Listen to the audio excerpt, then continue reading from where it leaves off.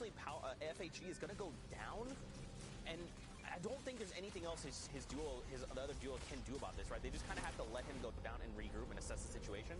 NM7 does have the sniper, so if he can get a cheeky shot off, he can down someone immediately. But, like, look, the other brute spawned, like, no, friend. We're going to hunt you down. Don't worry. Don't get too far. Absolutely, like, brute combat is one thing that also has its own metagame, and like these guys know too, right? Focus the driver 100%.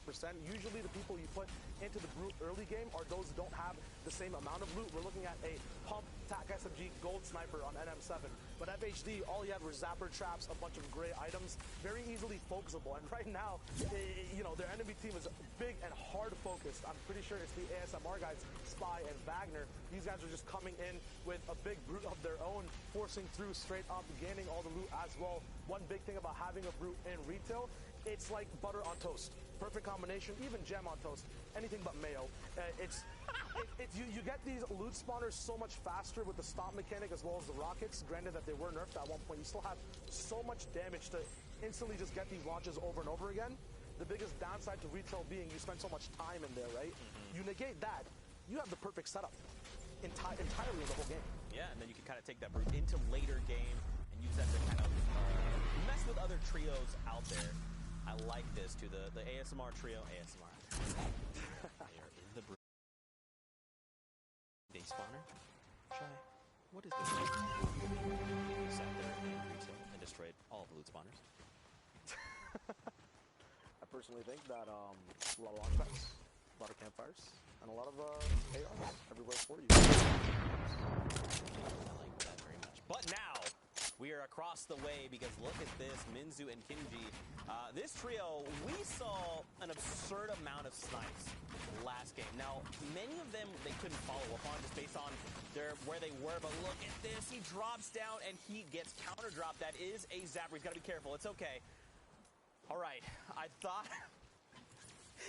that wasn't Moon. I saw a second shot from the right, and I was like, if that is this enemy trio, like, Minzu's going to be eliminated. There's nothing they can do, but it's okay. Moon was there. He had the assist, and look at the loadout. It's just shining array of colors.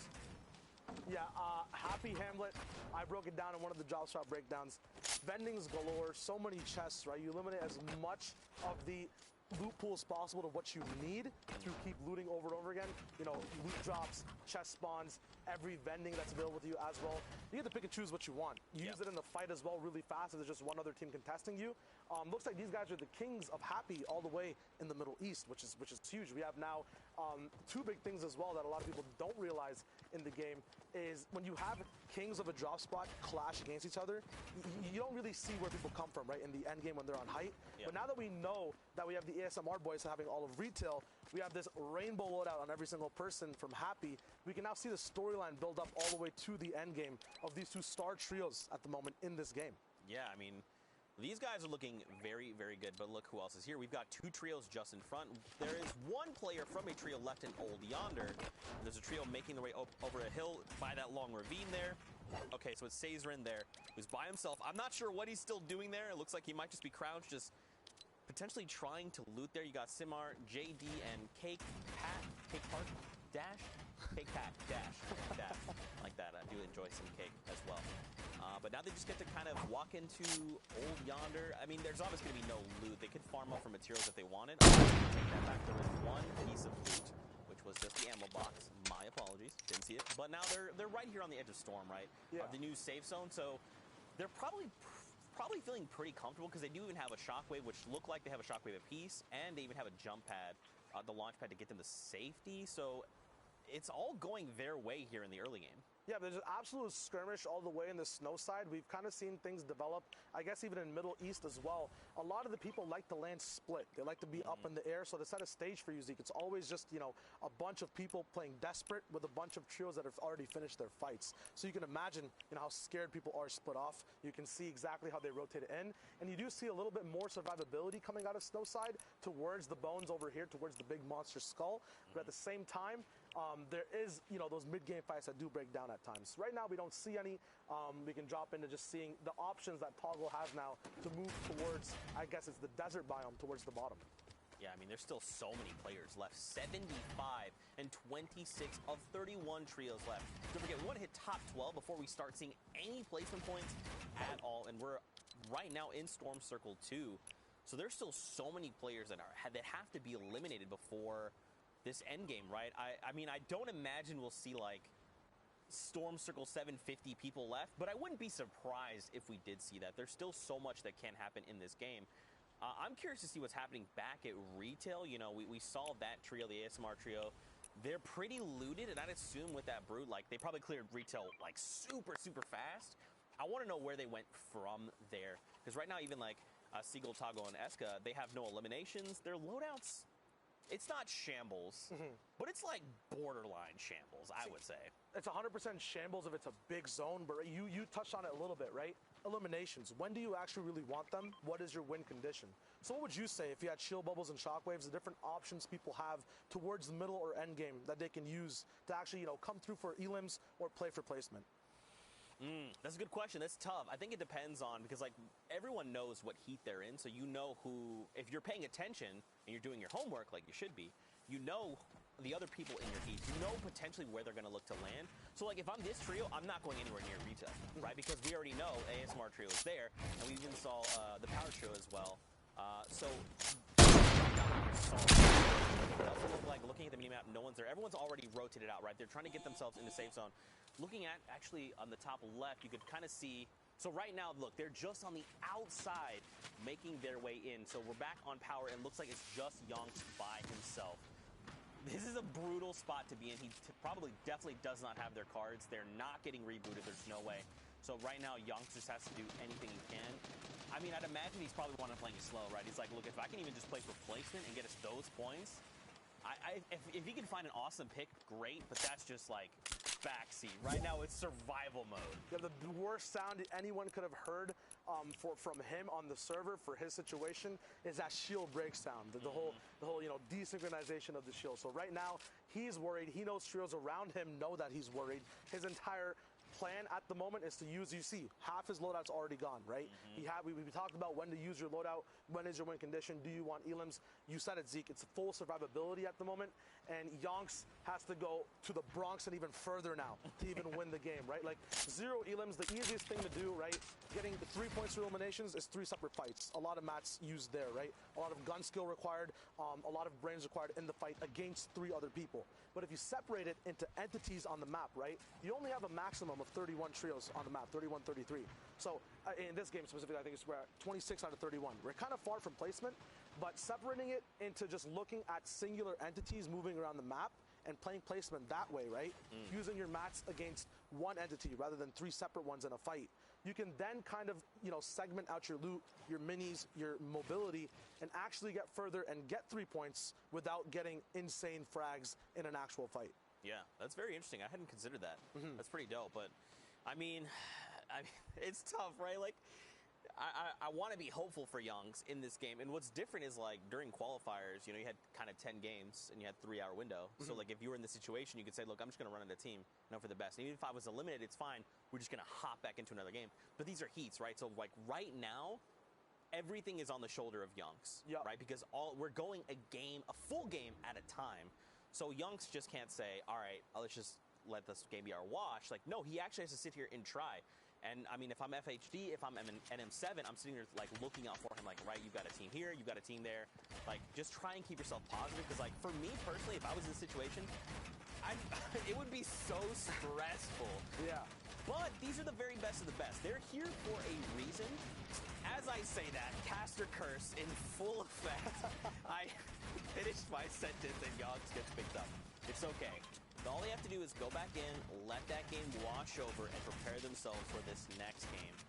Well, for them, these games already wrapped up overnight, so hopefully for the next game, he steeled himself, you know, at least hopefully. Yeah, you touched on it a little bit. It's going to be a weird analogy, so I segue, but bear with me here, right? You said the game was on Yonks' shoulders, right? In cartoons, you usually have like an angel or a devil on your shoulders, right? Okay. To break it down for people trying to clutch up in that situation, replace the angel Angel and Devil with your win conditions, right? Am I looking for free elims rotating? Am I looking to play safe? And every time you see one of your shoulders kind of ding, that's what you have to play for. You have to suppress all the easy stuff you see. Maybe there's a free heavy snipe you can take, right? At the same time, that exposes you, right? Your whole full shoulder is not lit up there. You got to play at the side of the Angel. So if you're trying to learn how to get in the clutch situations, trying to learn exactly how to rotate in the game, what is right, what is wrong, segment it out, wait for the proper shoulder to light up, and that's an easy way, right? Right there, Yonks, the mistake he made, he kind of chose the Devil shoulder. He saw free tags for rotation. He knows he needs elims because he has 0. But in doing that, he brought the full force of an entire trio out, right? He talked about entities. He turned a full one entity you could just block with mats to 3 people to face 3 separate AR shots. He got erased from the server. Man, that's so dope. Yeah. See, Shy Wager dropping these knowledge bombs and making my inner child who loves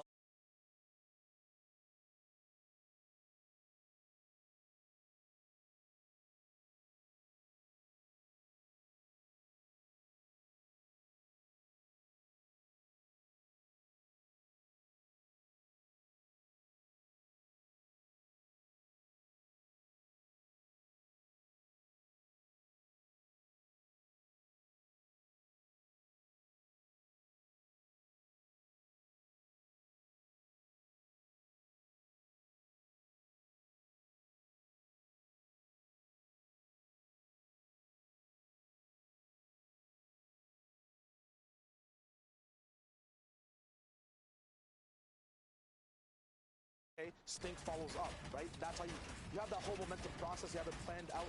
You just got to look for the right pings to follow through. And if they had some kind of mobility, I would imagine they probably would have gone in and cleaned up this trail, right? Because they got so many tags, like you're saying. Once that Stink came out, it was getting 2 damage numbers. They were taking pretty much the entirety of that cloud. You know they're on low HP. So at least one of those guys is dropped really, really low. Unless they have something and they're burning resources like splashes, a slurp, even a med kit or bandages. Like, you know they're burning through materials to try to get there. I'm glad that they were able to say, look, we're not going to follow up. We could either tarp all the way over there, and we burn materials. They hear us coming, and they're ready to react. We just say, like, you know what, we got them to use some stuff. See, now you're on that shoulder wavelength now. You know I got exactly it. What's right. I got it. Yeah. See? There you go. So now you can point that out every time you see it. That is literally the explanation of what win conditions are and how to follow up things in the inventory, right? A lot of people used to hate stinks. They realized that, you know, people randomly stink me all the time. That's kind of when they first came out, right? People didn't actually know how to follow up with them. But now we still have 4 stinks in Rampage's box. He's ran through how many trios beside them, right? He's not throwing them for no willy-dilly reason whatsoever, right? He's using them in response with explosives and in response with a knock. They're complementary items that aren't as griefy anymore, but actually strategically used to, you know, shake up an entire trio and not just have them box up the entire time when someone else actually has an advantage to push on them with. Man, that's pretty dope. That's pretty dope. Plus, I mean, you probably, if you are this trio, you probably want to save as many stinks full late game as possible, right? Because once the storm does start to shrink, super, like, small, those stinks become more and more valuable because then you're just, like, blanketing the entire tarp, and you're saying, as long as you guys are trying to get to safety, you're going to be taking 5 ticks, so you guys can hold that L. But at the same time, like, their loot isn't great, right? Like, it's probably mid-game centric, which is fine, but now we're starting to move into that late game, so they want to try and find another trio to get their loot and kind of propel them forward, because, like, you've got the green pump, sure. You've got the long range in the air, sure. 4 splashes, awesome. But a heavy side that you can just punch a hole in anyone's 1x1 that isn't nades or splodes that you could potentially use to pick up these eliminations. And look, the power duo right now by themselves, they're just chilling, and they have got the attention of Siddig. Yeah, not to be confused with the other power trio that we saw go down. There are multiple players and many different organizations that are playing across all the regions and in the same region as well. These guys are still alive. Looks like they have one person. They might have a full trio, actually. Yeah.